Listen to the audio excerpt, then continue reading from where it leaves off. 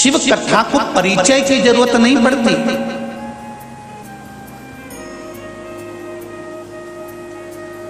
शिव कथा तो जो दिल से श्रवण करता है, हृदय से सुनता है। कल हमारे हरिद्वार वाले जजमान दोनों आए हुए हैं, कल जब मिलने के लिए वहां पधारे तो उनके शब्द थे, गुरुजी शिव महापुराण की कथा करवाने के बाद व्यक्ति के हृदय को क्या मिलता है हम अपनी वाणी से गुणगान नहीं कर सकते। ये इनके शब्द थे।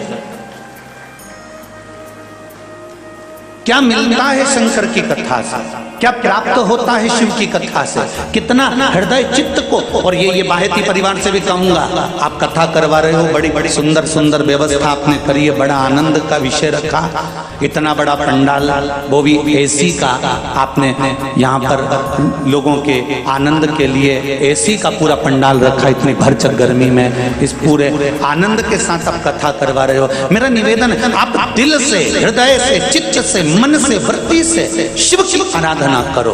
और जितने लोग इस पावन कथा को सुन रहे हैं, चाहे वो आस्था चैनल के माध्यम से सुने, फेसबुक यूट्यूब के माध्यम से सुने, चाहे इस पंडाल में बैठकर सुने, जिस समय आप इस पंडाल के अंदर प्रवेश करें उस समय आपके हृदय में यह बात रहना चाहिए कि मैं शंकर से मन लगाने, दिल लगाने, मैं शिव से अपने दिल की बात बोलने के लिए आई हूं। और मेरा विश्वास है कि 3 महीने में मेरा देवाधिदेव महादेव उसको पूरा करेगा जरूर, ये निश्चितता है। आप शिव की भक्ति में अगर डूबे हुए हो, शंकर के स्मरण में अगर डूबे हुए हो, शिव आराधना में अगर डूबे हुए हो, शंकर के मंदिर जाना अगर आपने प्रारंभ कर दिया है, शंकर को 1 लोटा जल चढ़ाना अगर आपने प्रारंभ कर दिया है, शंकर की भक्ति में अगर डूब चुके हो। एक प्रश्न आया था कल, वो कक्ष में रह गया है। प्रश्न था,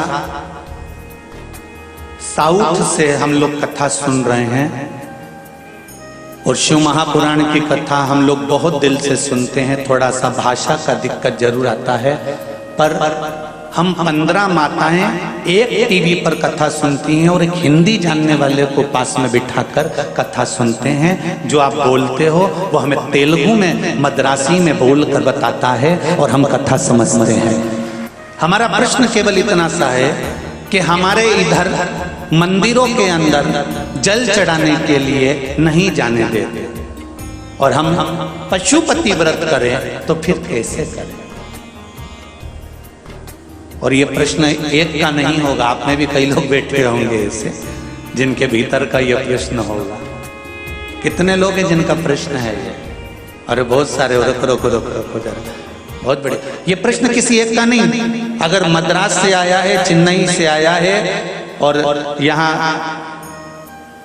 हैदराबाद वालों ने भी करा है, तो फिर कोई प्रश्न में जरूर कोई बात है। तो उन्होंने कहा कि हमको मंदिर के अंदर जल नहीं चढ़ाने देते या शिव मंदिर तक नहीं जाने देते, शिवालय तक, तो हम फिर पशुपति व्रत कैसे करें। शिव महापुराण की कथा कहती है कि कंकर में शंकर है।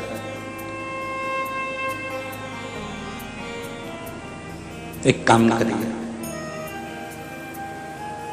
बेलपत्री के वृक्ष के नीचे तो जल चढ़ा सकते हो। यदि बेलपत्री के वृक्ष के नीचे भी जल नहीं चढ़ा सकते तो घर में जो शिवलिंग है उस शिवलिंग पर भी आप अगर मंदिर में जाने की अनुमति हो तो जरूर मंदिर में जाकर इस व्रत को करो। और अगर मंदिर में जाने की अनुमति नहीं है तो फिर घर के शिवलिंग पर भी आप पशुपति व्रत कर सकते हैं, भगवान शंकर की आराधना कर सकते हैं। स्वीकार करेगा मेरा शंकर, स्वीकार करेगा मेरा शंकर। दिल से अगर पुकारोगे तो वो दिल से सुनता है।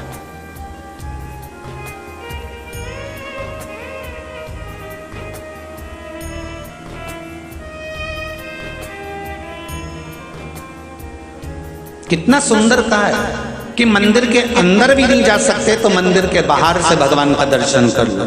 मंदिर के बाहर से भी दर्शन ना मिले तो उसकी चौखट का दीदार कर लो। चौखट पर भी नहीं जा सकते तो मंदिर के शिखर का दर्शन कर लो। शिखर दर्शनम सर्व पाप नाशनम, शिखर का दर्शन हो जाए उतना ही बहुत है, और वो भी ना मिले तो जिस गली में मेरा शंकर का मंदिर हो उस गली से निकल कर ही चले जाना, उतने में भी तुम्हारा कल्याण निश्चित है। मात्र उसके द्वार से निकल कर चलेगा।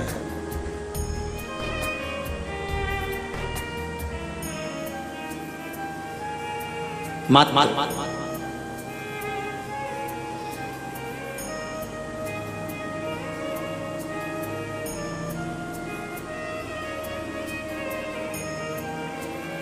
कोई कहता है मेरे महबूब में चांद नजर आता है, शिव महापुराण कहती है कि मेरा महबूब तो एक ऐसा है जिसके मस्तक पर ही चांद रखा नजर आता है। कोई साधारण हो सकता है शिव?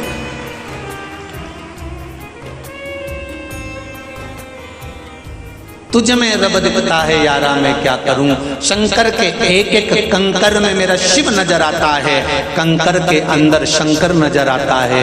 जब उसके जिस गली में, जिस नगर में, जिस मोहल्ले में, जिस क्षेत्र में, जिस कॉलोनी में जहां शंकर का मंदिर है उसके सामने से निकल कर जाने पर भी सुख की अनुभूति हो जाती है। भगवान स्वीकार कर लेता है कि इसने मेरे मंदिर का मात्र दीदार ही कर लिया, दर्शन ही कर लिया, बहुत है उतना।